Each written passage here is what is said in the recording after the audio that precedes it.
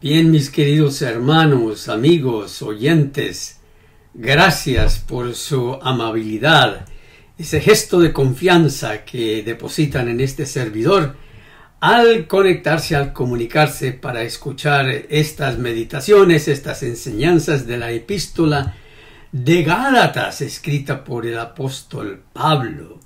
Y nosotros tenemos un guía en esta aventura, en este viaje de la epístola a los Gálatas, quien es no más ni menos el profesor, doctor en teología, reformador Martín Lutero, gran traductor de las Escrituras también, un hombre brillante, y además de eso fue usado por Dios.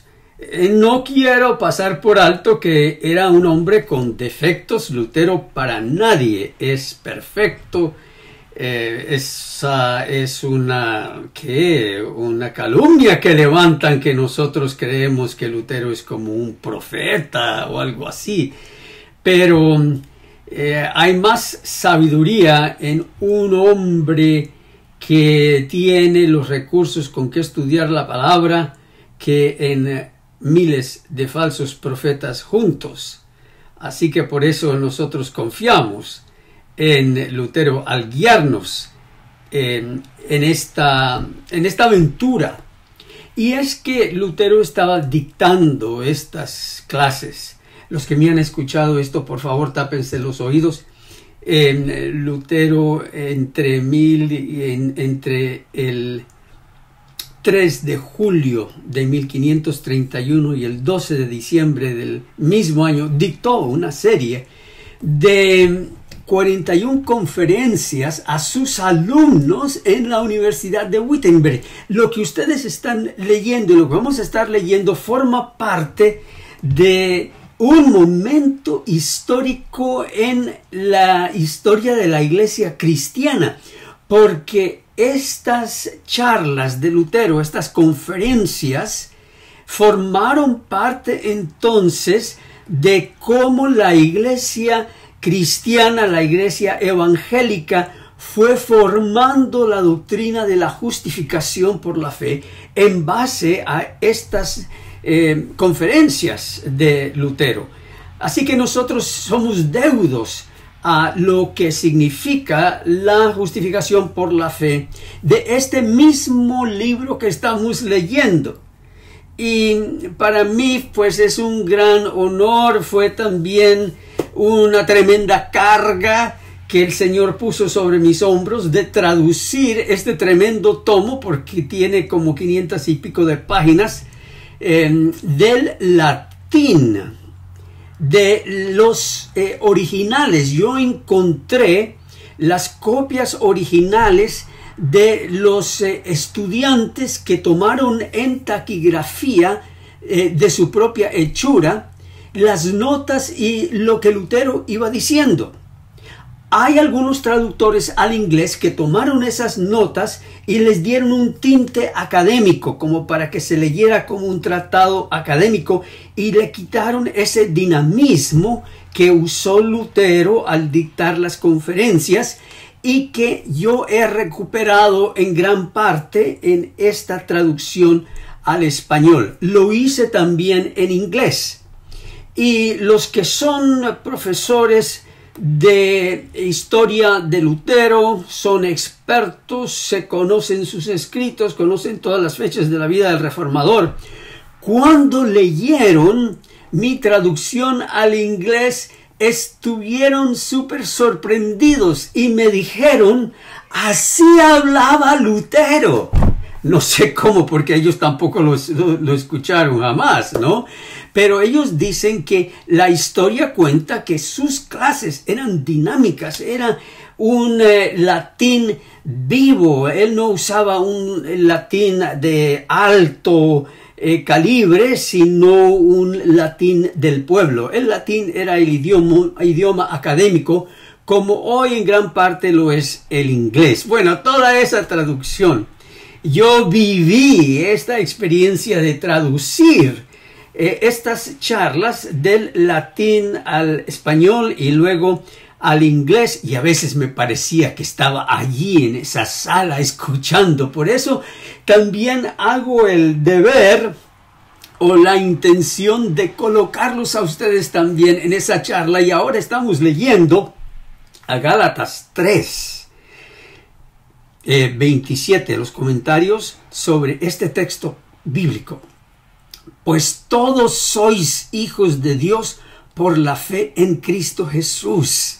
La manera como somos hijos de Dios es por la fe en su Hijo. No hay ninguna otra manera. Y esa es una fe rasa, es una fe sola, es una fe sin conversión, sin arrepentimiento, es una fe rasa. Y aunque algunos se vayan a rasgar las vestiduras diciendo, ¡ay, cómo es que no!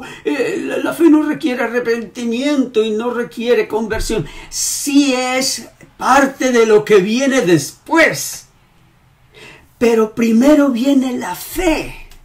Y es la fe que justifica. Esa es una inversión de categorías, porque algunos dicen que primero hay que dar el paso del arrepentimiento, de la conversión, y luego eres justificado. No, aquí somos justificados primero por la fe. Con solo un gemido de fe: Señor, soy pecador, quiero a Cristo,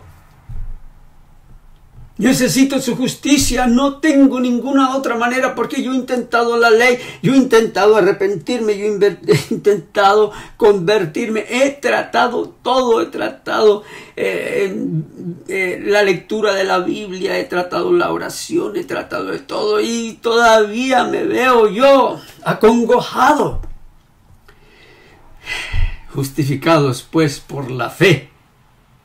Y es como dice aquí: todos sois hijos de Dios por la fe en Cristo Jesús. No es por la conversión, no es por el arrepentimiento, aunque eso viene después. No es por la obediencia a la ley. Y el Señor quiere que obedezcamos la ley real, es decir, esa ley de amarás a Dios con todo, al Señor tu Dios, con todo tu corazón, con toda tu mente, con toda tu alma. Este es el primer y gran mandamiento, y el segundo es semejante a este. ¡Ay, cuidado! Porque algunos toman muy ligero el segundo mandamiento, que dice: y a tu prójimo como a ti mismo. Es decir, el Señor nos manda también amarnos a nosotros mismos. Y no quiero oírme en ese tema, ¿no? Pero yo te preguntaría hoy si te estás amando a ti mismo. Y ahí pues nos vamos en todo ese tema, ¿no? Estás cuidando tus pensamientos, estás cuidando tu dieta, estás cuidando tu energía, estás durmiendo lo suficiente. Todo eso tiene que ver con amarnos a nosotros mismos. ¿Estás trabajando demasiado o no estás trabajando? Entonces el mandamiento, y de eso no hablan los que machacan la ley de los 10 mandamientos, ellos no hablan de eso. Y dice: de la manera como nosotros nos amamos a nosotros mismos, entonces hay que amar al vecino que pone la música que no la podemos ni siquiera dormir, y cosas así, gente que nos cae mal. Amarás a tu prójimo como a ti mismo.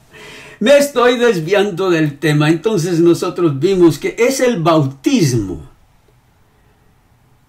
Ese bautismo por el cual Dios es quien nos reclama. Dios es quien toma el voto de rescatarnos, de redimirnos. Y ese voto lo tomó Él y Cristo desde la fundación del mundo. Y el bautismo quiere decir que nosotros decimos amén a lo que Dios hizo en Cristo desde la fundación del mundo. Y entonces lo que sucedió en el bautismo nos une a todos. Ya no hay judío, ni griego, ni esclavo, ni libre, varón, ni mujer, ni profesor, ni pastor, ni youtuber.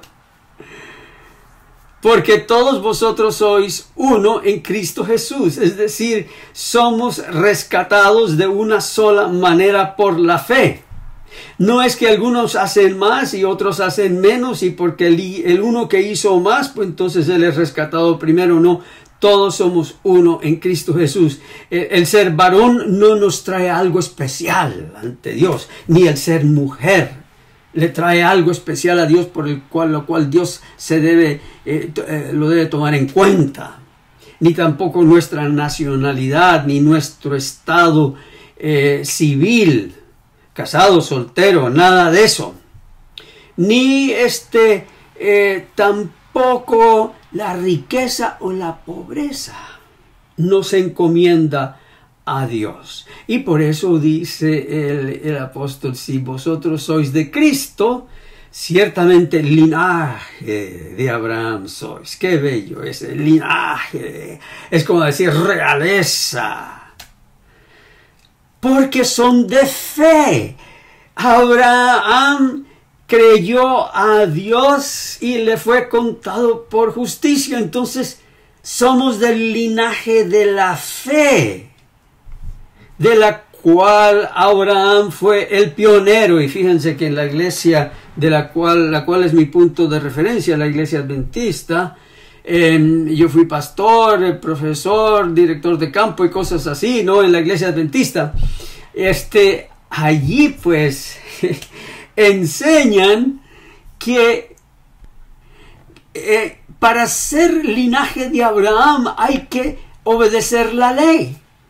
Pero eso no lo encontramos en ninguna parte. Somos linaje de Abraham por la sola fe, así como él llegó a ser heredero de Dios por causa de su fe en el Cordero por venir. Y Abraham sabía muy bien del Cordero Salvador, porque él estaba por acabar con la vida de su hijo cuando el ángel lo detuvo y le mostró el Cordero que estaba allí enredado en el ramal. Bueno, somos herederos según la promesa. Gloria al Señor. Entonces, estuvimos también hablando de que no se espantaran, porque Lutero dice que ya que no hay judío, tampoco hay ley. Porque si no hay judío, si se quita la categoría de judío, se termina la ley como manera de presentarnos y justificarnos ante Dios. Entonces, eso es lo que pierde el judío, y se pierde también para nosotros. La ley nos pasa por acá y se va a condenar y acusar a otros. Pero al de fe lo hace heredero y linaje de Abraham. Bueno, vimos también que esta combinación de gracia y verdad vinieron en Jesucristo. La verdad viene y venía en la ley. La ley siempre nos dice la verdad de todo, de quiénes somos nosotros, de quiénes son otros. Y la ley nos dice: son pecadores, están destituidos de la gloria de Dios. Pero ahora él va al griego. Cuando él dice ni griego, también rechaza y condena la sabiduría y justicia de los gentiles.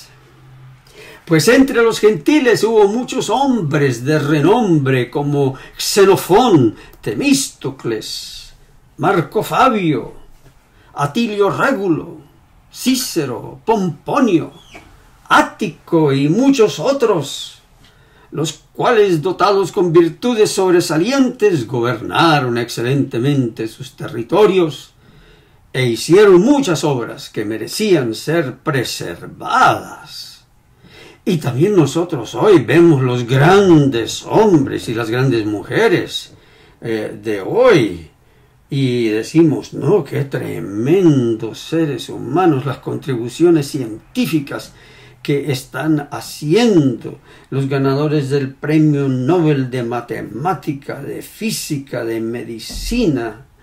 Tremendo. Y especialmente ahora tenemos a los astrónomos y a los astrofísicos que están estudiando ahora las últimas imágenes del James Webb Telescope y cómo esa gran sabiduría está quedando ahora patinando porque se han encontrado galaxias ya formadas muy poco después de lo que ellos consideran el Big Bang, la gran explosión, que no debe haber estrellas según los cómputos de ellos.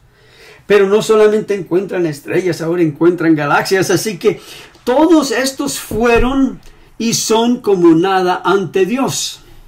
Con su sabiduría, su poder, sus obras sobresalientes, sus virtudes excelentes, leyes, religiones y ceremonias. Pues no debemos pensar que los gentiles condenaban toda honradez y religión. Sí, todas las naciones dispersas por el mundo entero a lo largo de todas las edades han tenido sus leyes, así como dice el apóstol Pablo en Romanos 1, que se les dio conciencia ética y moral antes de que fuera dada la ley de Dios en el Sinaí. Ya los hombres y las mujeres tienen una conciencia ética y moral. Por tanto, toda justicia tocante al gobierno de familias, territorios o asuntos divinos, así como en la justicia de la ley, con toda la obediencia, cumplimiento y santidad, no importa cuán perfecta fuera. ¿Qué es lo que vale?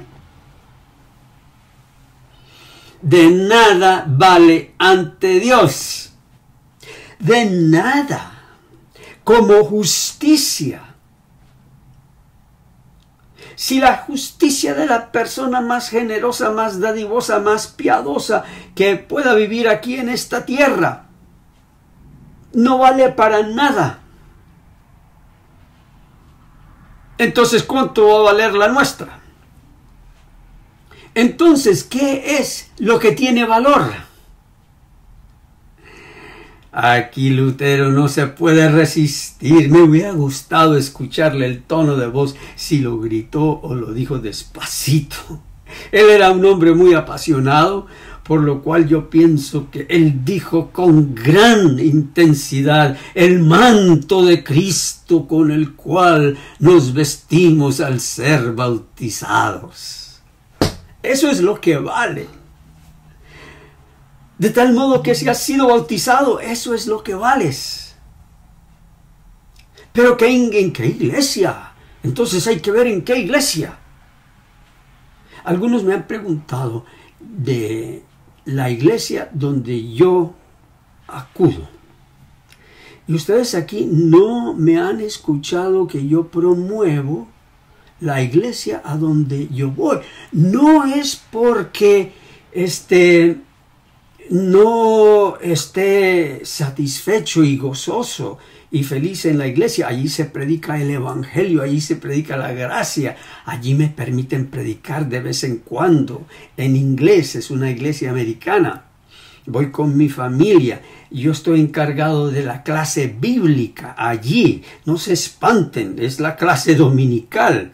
Esas clases existieron antes de la escuela sabática, ya había clase dominical.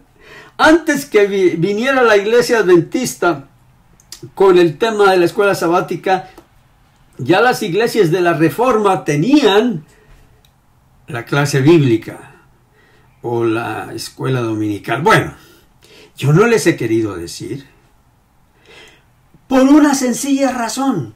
Yo no quiero que nadie piense que en esa iglesia hay salvación. La iglesia no está en las denominaciones. Sí, es una iglesia luterana evangélica. Pertenece a una institución, un sínodo, que de paso no estoy de acuerdo totalmente con todas las cosas que enseña y dicta el sínodo. Pero ese no es el fin del mundo. No me han sacado, no me han votado.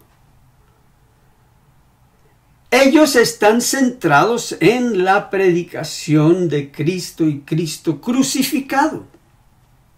Pero con esto yo no les estoy diciendo que salgan corriendo a la primera iglesia luterana que ustedes encuentren, porque lo más probable es que no les vaya a gustar. Pero si van, escuchen el mensaje.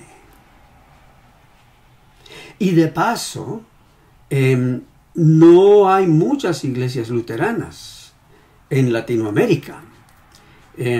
Las iglesias luteranas se han extendido más bien hacia África, Asia, Corea, pero es algo que yo le vengo diciendo a los directores del sínodo en donde estoy, que necesitan ellos extenderse hacia Sudamérica, hacia Latinoamérica. Y bueno, en eso estamos. Pero yo no estoy diciendo que esa es la iglesia verdadera, que ese es el remanente. No. Allí se predica el evangelio, se predica la palabra y por eso estoy allí. El día que dejen de predicar el evangelio, yo me voy. Bueno, ese es otro tema.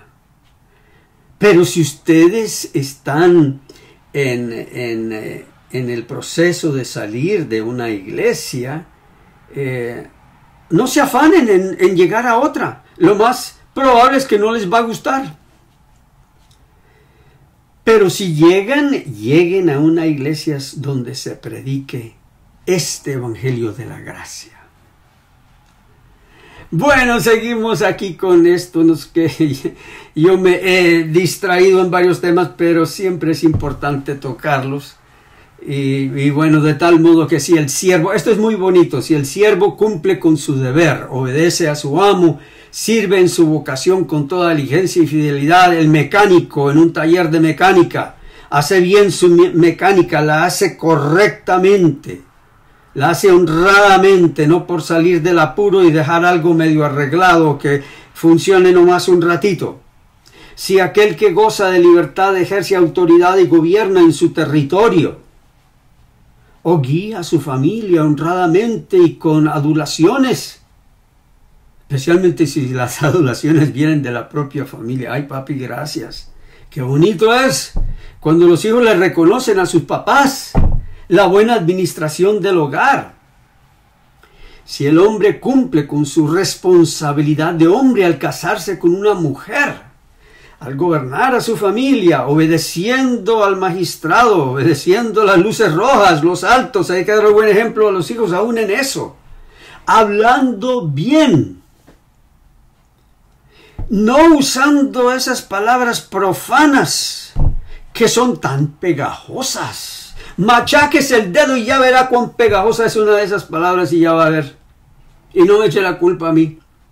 Comportándose decentemente ante todos. Sí, si la mujer vive pudorosamente, obedece a su marido, vela por su hogar, educa a sus hijos en el temor de Dios, los cuales ciertamente son excelentes dones y obras santas. Aún así, todas estas cosas son nada en comparación a esa justicia que está ante Dios. En síntesis, toda ley, ceremonia, religión, justicia y obras del mundo entero, hasta de los mismos judíos que fueron los primeros en tener el reino y el sacerdocio designado por Dios, con sus leyes santas, religiones, ceremonias y alabanzas, todas estas, digo yo, decía Lutero, no quitan el pecado, ni libran de la muerte, ni compran la vida. Y eso era muy importante que Lutero lo dijera, porque ahí le habían enseñado que las órdenes eclesiásticas de San Agustín, de Santo Tomás, de otras órdenes de los santos, que ahora hay muchas, le decían que estando en esas órdenes, y él era monje agustino, Esas órdenes, cumpliendo con todos los reglamentos, quitaban el pecado, libraban la muerte y compraban la vida. Y esas órdenes de la Iglesia Católica Romana son simuladas o corresponden a todas las sectas que existen en el mundo evangélico, ¿no? Que si yo me hago adventista, ya eso sí, eso es lógico, voy a estar preparado para la segunda venida de Cristo. No que si yo me hago carismático y hablo en lengua, voy a recibir el don del Espíritu Santo y voy a recibir un cambio en mi vida y una transformación y voy a tener un gozo constante hasta que se le cruza el perro en la mitad de la calle y lo tumba de la bicicleta. Por tanto, oh Gálatas, sus falsos apóstoles sutilmente los seducen cuando enseñan que la ley es necesaria para la salvación. Y de esa manera les privan de aquella excelsa gloria de su nuevo nacimiento y adopción. Y los llama a volver a su viejo nacimiento, a esa más mísera servidumbre de la ley, convirtiéndolos a ustedes de hijos de Dios en libertad, a hijos esclavos de la ley, haciendo acepción de personas de acuerdo con la ley. Esto es lo que habían hecho los falsos apóstoles en las iglesias de Galacia. Habían entrado a iglesias que habían sido establecidas por el apóstol Pablo y les habían dicho, sí, la justificación por la fe es magnífica, es una buena doctrina. Pero les falta la inspiración, la pluma de la inspiración. Les falta una revelación especial. ¿Qué conocimiento tenían los Gálatas de los 2300 días y del juicio investigador? Aquí el apóstol Pablo no les habla de nada de eso, pues no es necesario. Si hubiera sido necesario, se lo hubiera revelado al apóstol de los apóstoles, el apóstol Pablo, o Pedro, o Juan. Pero los evangelios y las epístolas desconocen todas esas doctrinas que la Escritura llama fábulas. Bueno, ciertamente que hay diferencias en la ley y en el mundo, tal cual conviene que así sea, pero no ante Dios. Todos pecaron y están destituidos de la gloria de Dios. Por tanto, calle ante la presencia de Dios todo judío, gentil y el mundo entero. Todos los que son justificados no por guardar las leyes del hombre o la ley de Dios, sino por Cristo solo, quien ha abolido toda la ley. Sin fe en él, el judío no será salvo por la observancia de la ley, ni el adventista por la observancia del sábado, ni el monje por su orden, ni el carismático por hablar en lenguas, ni el griego por su sabiduría, ni el magistrado o el amo por gobernar rectamente, ni los siervos por su obediencia. Somos justificados, declarados justos, porque llega el momento en que el Espíritu Santo nos lleva a decir amén. Cuando escuchamos la palabra de Dios decirnos que la justicia de Dios es la que nos justifica, que cuando Él murió en la cruz, murió mi muerte. Cuando Él resucitó de los muertos, allí resucité yo, para darme la confianza que por la única obra de Cristo, nuestros pecados han sido perdonados. Alabado y glorificado sea el nombre del Señor. Dios los bendiga y los guarde tiernamente en su regazo. Hasta nuestra próxima conversación.